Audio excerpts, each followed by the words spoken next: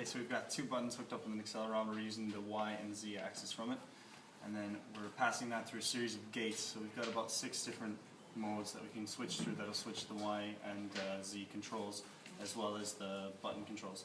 We switch through the gates using this, so it'll just go forward through the gates as you can see there, and back. And then on each one of those, this button will trigger an individual thing. Like for instance, it brings in a snare here, it can bring in a progression of a synth, second progression, 2 bass progressions. We can turn on master effects for our video. We've got 3 different effects that are triggered here, and then a series of video presets that are up here. So I'll just give a little demo first, shall I? Okay. Enter knocks everything off, resets everything back to 0 so we can start fresh, and spacebar starts everything up. Fades in our video, fades in our audio. And then going to gate 1, that's like bringing in the snare. Got a synth progression. Bass. And now getting onto some of the video. We've got a JIT.Rhoda and JIT.Eclipse, and through those we're using a series of effects to manipulate the 2 videos. And then we've got a couple of presets and stuff. And that's basically it. It'll fade out after 2 minutes.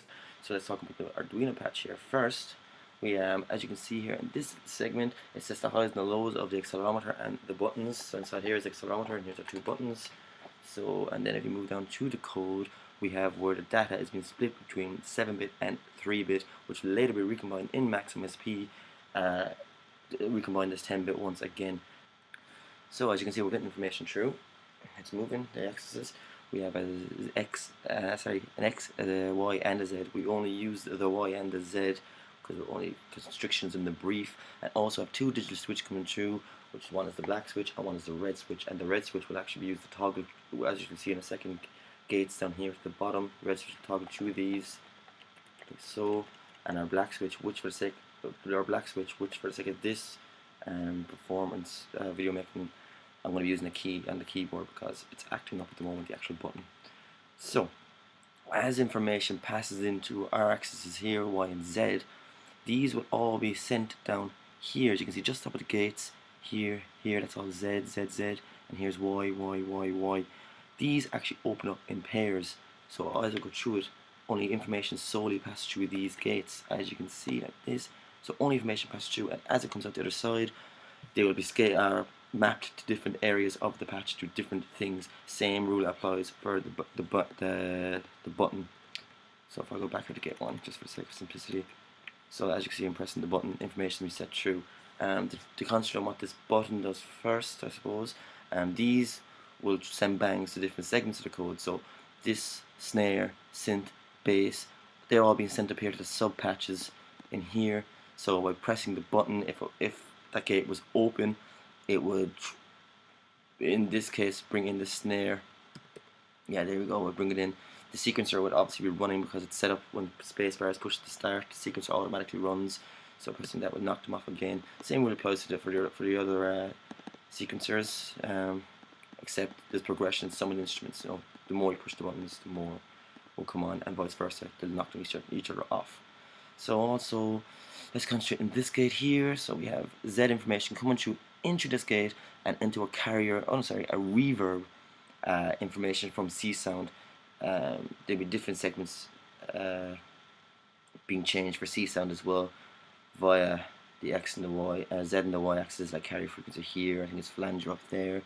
And this information here, in particular zoom rotate, will be sent from here after being scaled, coming out, gate is open, so the information will go over here to zoom rotate. So as you can see, moving up and down, it's changing the information. So I'll just show it you now in operation, so I can explain a little bit better again.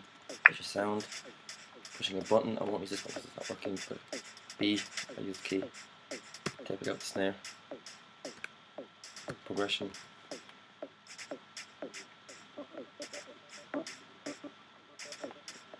As you can see, go to the next one, bring some bass, bass again, 3 effects again. So watch, as I turn, let's go back, turn, go back, up and down, alters, colouring this way. And also, let's go just presets. because there's an array of things you can do. We want to have it as user friendly as possible, so anyone can pick it up. I'll go back to the patching mode. This segment here is all our jitter information, data coming through, reading in the video. These are the effects of the colors and the rotation, color and the columns and the threshold. This is the rotation.